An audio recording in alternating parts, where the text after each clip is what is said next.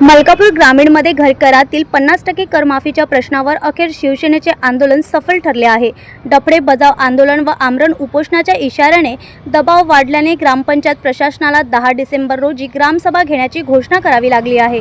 या ग्रामसभेत करमाफीचा मुद्दा चर्चेस येणार असून ग्रामस्थांनी मोठ्या संख्येने उपस्थित राहण्याचे आवाहन शिवसेना उद्धव ठाकरे गट उपजिल्हा प्रमुख गजानन ठोसर यांनी केले आहे। मलकापूर ग्रामीण ग्रामपंचायतकडून राज्य शासनाने जाहीर केलेल्या घरकरातील 50% सूट योजनेची अंमलबजावणी न झाल्याने शिवसेना उबाटा आक्रमक झाली होती। मुख्यमंत्री समृद्ध पंचायत राज अभियानाअंतर्गत 13 नोव्हेंबर 2025 रोजी शासनाने आदेश काढून थकीत करदारांनी एककर्मी कर भरल्यास 50% करमाफी घोषित केली होती, परंतु योजना संपण्यास अवघे काही दिवस शिल्लक असताना देखील मलकापूर ग्रामीण ग्रामपंचायतीने ग्रामस्थांना ही सवलत लागू केली नाही, असा गंभीर आरोप शिवसेना पदाधिकाऱ्यांनी केला आहे।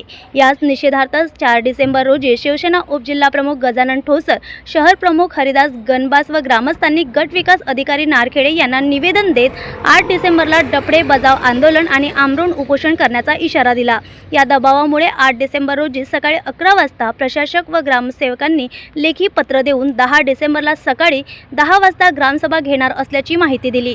करमाफीचा मुद्दा ग्रामसभेत चर्चेस घेतला जाईल आणि ग्रामसभेचा निर्णय अंतिम मानला जाईल, असे प्रशासनाने स्पष्ट केले। शिवसेना उबाटाच्या आंदोलनामुळे अखेर करमाफीचा मुद्दा ग्रामसभेपर्यंत पोहोचला आहे। आता 10 डिसेंबरला होणाऱ्या या महत्त्वाच्या ग्रामसभेत मलकापूर ग्रामीण ग्रामपंचायतीतील करदात्यांना 50% कर सवलत मिळणार की नाही हे स्पष्ट होणार आहे। शिवसेना उपजिल्हा प्रमुख गजानन ठोसर यांनी ग्रामस्थांना मोठ्या संख्येने उपस्थित राहण्याचे आवाहन केले आहे। न्यूज एक्सप्रेस करिता अखिल बुलढाणा।